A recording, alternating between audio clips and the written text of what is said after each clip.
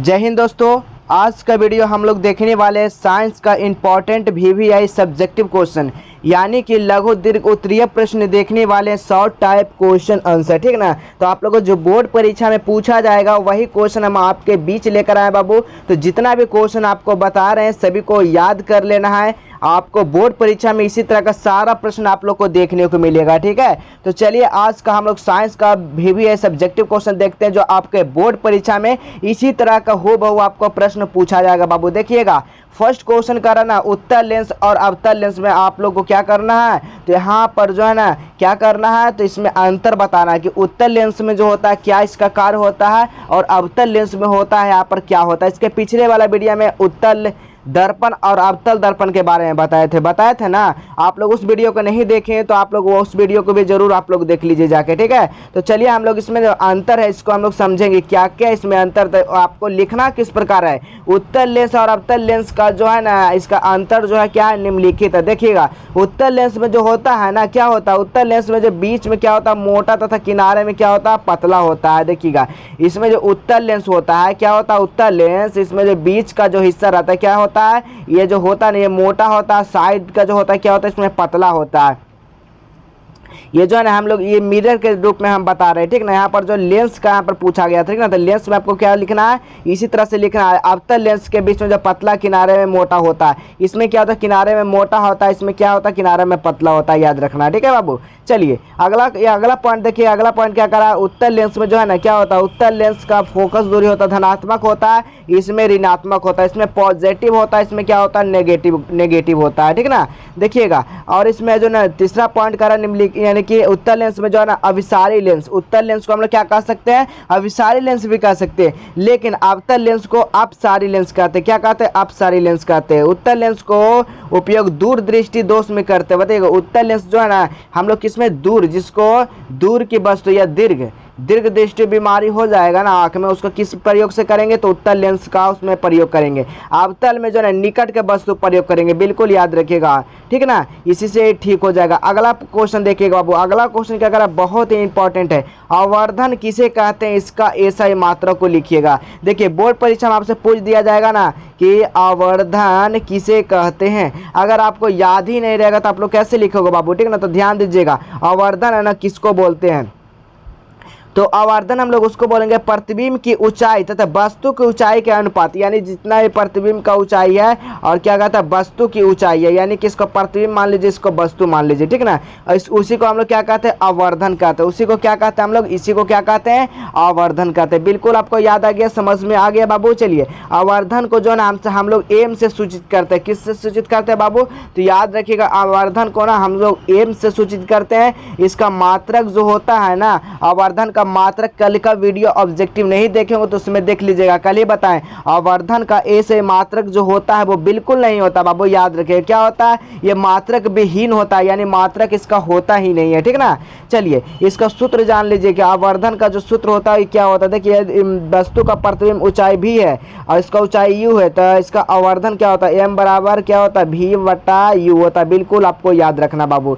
चलिए अगला क्वेश्चन देखिएगा। अगला क्वेश्चन क्या करा, देखिएगा सभी लोग आप लोग इस वीडियो को पूरा जरूर देखना बाबू, तभी आपको पूरा जो ना और ये सब्जेक्टिव क्वेश्चन समझ में आएगा, ठीक है ना। तो जितना हो सके आप लोग शेयर भी कर दीजिएगा अपने दोस्तों के पास, जो भी विद्यार्थी 2024 में बोर्ड परीक्षा देने वाले उनके लिए तो बहुत ही इंपॉर्टेंट वीडियो बाबू, क्योंकि बोर्ड परीक्षा में इसी तरह का सारा प्रश्न आप लोग को पूछा जाएगा। अगला क्वेश्चन देखिएगा, आपतित किरण, परावर्तित किरण, आपतन बिंदु के आपतन कोण तथा परावर्तन कोण को क्या रहा होता है, परिभाषित करें। आपको क्या करना है, इसका परिभाषित करना। तो आपतित किरण हमको किसको बोलेंगे, तो किसी दर्पण पर आके टकराने वाले किरण आपतित किरण कहते। देखिए कोई दर्पण है ना, इस पे क्या होता है, किसी दर्पण पर आकर किरण यहाँ पर टकरा कर आपतित किरण उसे क्या कहते हैं, इसको क्या कहते हैं, आपतित किरण कहते हैं। देखिएगा कोई वस्तु है यहाँ पर, देखिएगा जहाँ कोण आई बराबर क्या होता है, कोण आर होता है। कोण आई बराबर क्या होता है, कोण आर। यहाँ पर देखिए फिगर में आपको दर्शाया गया है, ये आपतित किरण है या प्रवर्तित किरण है, बीच से क्या अविलंब डाला गया है, ठीक ना।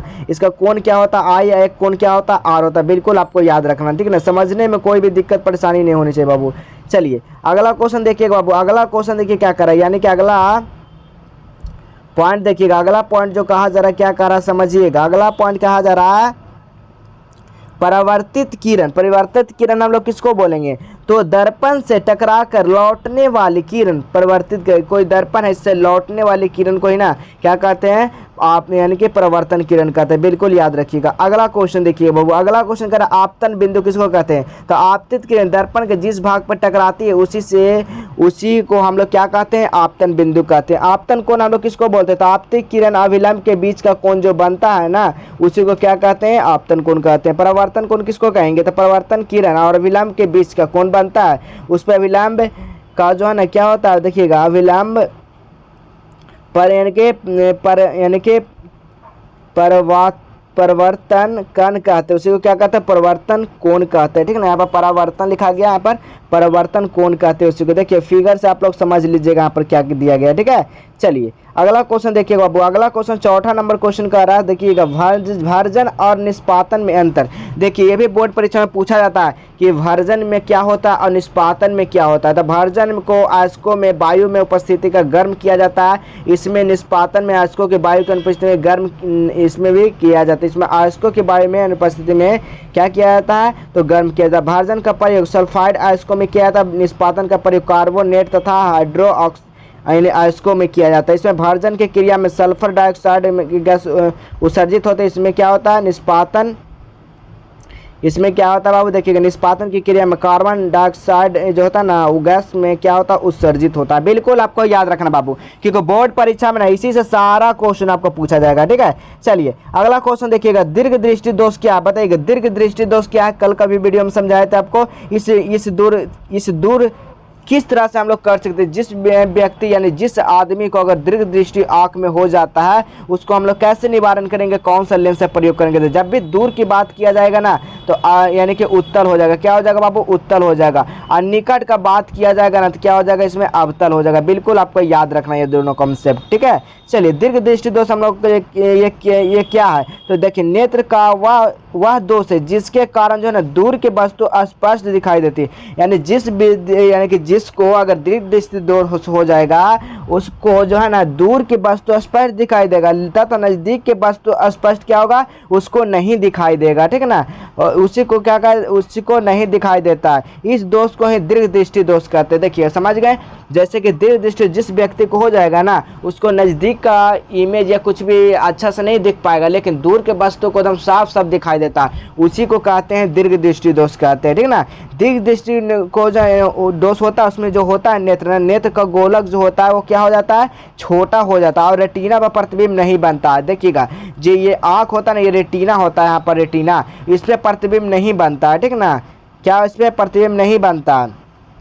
इस दोष को है दूर करने के लिए किसका? तो उत्तल लेंस का प्रयोग किया जाता है। समझ गए बाबू, आपको जो है ना 2 नंबर और 5 नंबर में पूछा जा सकता है। बिल्कुल याद रखिएगा। अगला क्वेश्चन देखिएगा, निकट यानी कि नेत्र का निकट बिंदु किसे कहते हैं? अगर आपसे क्वेश्चन पूछा जाएगा बाबू कि नेत्र का है जो ना निकट बिंदु हम लोग किसे कहते हैं, तो आपको बिल्कुल याद रखना वह न्यूनतम दूरी, यानी कि वह न्यूनतम दूरी जिस पर रखी वस्तु का बिना किसी तनाव के स्पष्ट देखा जा सकता है। यानी कि कोई भी तनाव यानी कोई भी वस्तु रखा गया है बिना हम आपको बिना यानी कि कुछ भी किए यानी कि आसानी से हम लोग यानी कि देखा जा सकता है, उस नेत्र को जो है निकट बिंदु कहते हैं। मानव नेत्र का निकटतम बिंदु जो होता है ना वो 25 सेंटीमीटर होता है। अब अधिकतम अगर पूछा जाए ना तो अनंत होता है। क्या होता है बाबू? अनंत होता है अधिकतम। ठीक है ना, बिल्कुल याद रखिएगा। अगला क्वेश्चन से 7 नंबर क्वेश्चन का रहा, हरे पौधे में उत्पादक जो है ना क्यों करते हैं? बताइएगा। हरे पेड़ पौधे होते हैं ना, अगर आपसे पूछा जाएगा कि हरे हैं ना वो पेड़ पौधे जो है ना क्या स्वपोषी या परपोषी, तो आप लोग को बिल्कुल जवाब देना पेड़ पौधे जो है ना यानी कि स्वपोषी है। ये लोग जो है ना खुद से खाना बनाता है सूर्य के प्रकाश से। ठीक है ना, चलिए हरे पेड़ पौधे सूर्य के प्रकाश की उपस्थिति में जो है ना जमीन से क्या होता है? देखिएगा जमीन से जल तथा खनिज लवण, वायुमंडल, कार्बन डाइऑक्साइड के हरित लवण की उपस्थिति में क्या होता है? अपना भोजन स्वयं बनाता है। क्या बनाता है? अपना भोजन जो है ना स्वयं बनाता है। इसीलिए पेड़ पौधे का जो ना उत्पादक कहते हैं। क्यों कहते हैं? इसीलिए हम लोग क्या कहते हैं? पेड़ पौधे को उत्पादक यानी कि क्या हो जाएगा? स्वपोषी। बिल्कुल याद रखिएगा। ठीक है, चलिए अगला क्वेश्चन देखिएगा। 8 नंबर क्वेश्चन का, जैसा कि हम लोग बताएं कि आप लोग को 10 VBI सब्जेक्टिव क्वेश्चन बताएंगे जो बोर्ड परीक्षा में 95% आपको पूछे जाएगा बाबू, याद रखिएगा। ठीक है ना, 100% नहीं लेकिन 95% ये मेरा गारंटी है कि आपको इसमें से क्वेश्चन लड़ जाएगा। ठीक है, चलिए अगला क्वेश्चन देखिएगा, रक्त किससे बनता है? बताइएगा, रक्त हमारा जो शरीर में जो है ना, हमारा शरीर है उसमें जो रक्त यानी कि रक्त में क्या होता है बाबू? खून होता है। खून कैसे बनता है? तो प्लाज्मा से खून बनता है, लाल रक्त कणिका से, और श्वेत रक्त। श्वेत रक्त क्या हो, यानी कि श्वेत का नाम ही हो गया उजला रक्त कणिका है। और क्या होता है? प्लेटलेट्स होता है। क्या होता है? प्लेटलेट्स होता है। बिल्कुल इसी से क्या होता है, तो जो है ना 4 पदार्थ से मिलकर जो है ना रक्त बनता है। यही 4 पदार्थ है जिससे रक्त बनता है। हमारा शरीर जो है ना कोशिका, हमारे शरीर में जो कोशिका है ना वो लाखों की संख्या में, बिल्कुल याद रखिएगा। ठीक है, चलिए अगला क्वेश्चन 9 नंबर क्वेश्चन कह रहा है, हमारा शरीर हेमोग्लोबिन की कमी से क्या होता है? अगर हमारे शरीर में जो है ना हेमोग्लोबिन की कमी हो जाएगा ना तो क्या हो जाएगा? तो हमेशा याद रखिएगा क्या हो जाएगा बाबू? तो हमारा जो है ना क्या हो जाएगा? तो हमारे शरीर में अगर हेमोग्लोबिन की कमी हो जाती है तो एनीमिया रोग हो जाता है। हमारा श्वसन ऑक्सीजन की कमी हो जाती है जिसके कारण हम जल्दी थक जाते हैं। हमारा वजन कम हो जाता है। हमारा रंग जो है ना पीला पड़ जाता है, यानी लाल से क्या हो जाएगा? पीला पड़ने लगेगा। ठीक है ना, क्योंकि हेमोग्लोबिन से ही सब कुछ लाल होता है। ठीक है ना, बिल्कुल याद रखिएगा बाबू। क्या होता है? पड़ जाता है। और कमज़ोर का अनुभव होता है। क्या होता है बाबू? और कमज़ोर का क्या पड़ता है? अनुभव पड़ता है, महसूस होता है। ठीक ना, तो चलिए आज का ये लास्ट प्रश्न है, ये भी आपको क्वेश्चन को पूरा अच्छी तरह से पढ़ लेना, याद कर लेना। नहीं याद होता रट लीजिएगा कैसे भी करके कुछ क्वेश्चन को। ठीक है ना, आप लोग समझिएगा तो तुरंत हो जाएगा। देखिए ओजोन क्या है बताइएगा।